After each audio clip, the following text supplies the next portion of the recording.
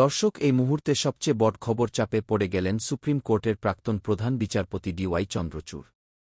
বিতর্ক যেন কোনোভাবেই পিছু ছাড়ছে না ডিওয়াই চন্দ্রচূড়ের। দর্শক, এই মুহূর্তে সবচেয়ে বড় খবর এবং পরবর্তী গুরুত্বপূর্ণ খবরগুলো সবার প্রথম পাওয়ার জন্য অবশ্যই চ্যানেলটিকে সাবস্ক্রাইব করে রাখুন। একের পর এক অভিযোগ উঠে আসছে ডিওয়াই চন্দ্রচূড়ের বিরুদ্ধে।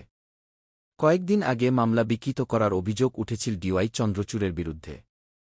তার বিরুদ্ধে যাতে রাষ্ট্রপতি পদক্ষেপ নেন সেই ব্যবস্থা বা সেই পদক্ষেপও নেওয়া হয়েছিল। এবার আরও একটি বড় চাঞ্চল্যকর অভিযোগ উঠে গেল ডিওয়াই চন্দ্রচূড়ের বিরুদ্ধে। কি হয়েছে চলুন জেনে নেওয়া যাক।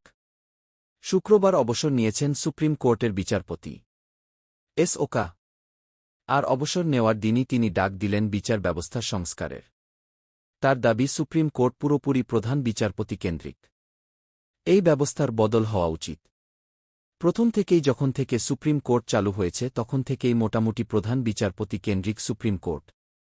কিন্তু একটা সময় যখন ডিওয়াই চন্দ্রচূড় নাম উল্লেখ না করে তিনি জানিয়েছেন আজ থেকে মোটামুটি 2 বছর থেকে 8 মাস আগে অবধি এই ব্যবস্থা চরমে পৌঁছায়।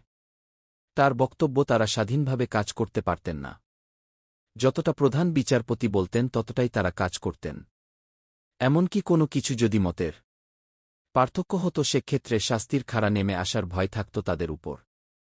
এই ব্যবস্থার অবিলম্বে চেঞ্জ করা দরকার।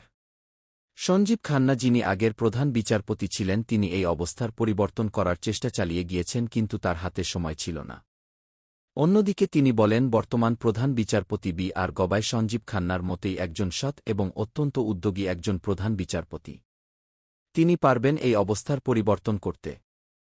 শুধুমাত্র প্রধান বিচারপতির উপর সুপ্রিম কোর্ট নির্ভর করবে এবং প্রধান বিচারপতির নির্দেশ ছাড়া অন্য কোনো বিচারপতি যে কাজ করতে পারবে না। এই অবস্থার পরিবর্তন একমাত্র বি আর গবাই করতে পারবেন। তিনি জানিয়েছেন যে তিনি যখন অবসর নিচ্ছেন তিনি অত্যন্ত খুশি যে তার অবসরের সময় প্রধান বিচারপতি রয়েছেন বি আর গবাই। দেখার বিষয় এই যে এত বিস্ফোরক এবং চাঞ্চল্যকর অভিযোগ করা হয়েছে নাম না করে ডিওয়াই চন্দ্রচূড়ের বিরুদ্ধে, এর পরবর্তীতে কোনো প্রতিক্রিয়া পাওয়া যায় কিনা। নাম না করলেও যে তিনি ডিওয়াই চন্দ্রচূড়কে টার্গেট করেছেন সেটা বলার অপেক্ষা রাখে না। কেননা 2 বছর থেকে গত 8 মাস অবধিকে ভারতের প্রধান বিচারপতি ছিলেন, সেটা মোটামুটি সকলেই জানেন। দর্শক বন্ধুরা, ভিডিওটা ভালো লাগলে অবশ্যই কমেন্ট সেকশনে আপনার মতামতটি জানাবেন আর চ্যানেলটিকে সাবস্ক্রাইব করবেন, লাইক শেয়ার করুন। ধন্যবাদ।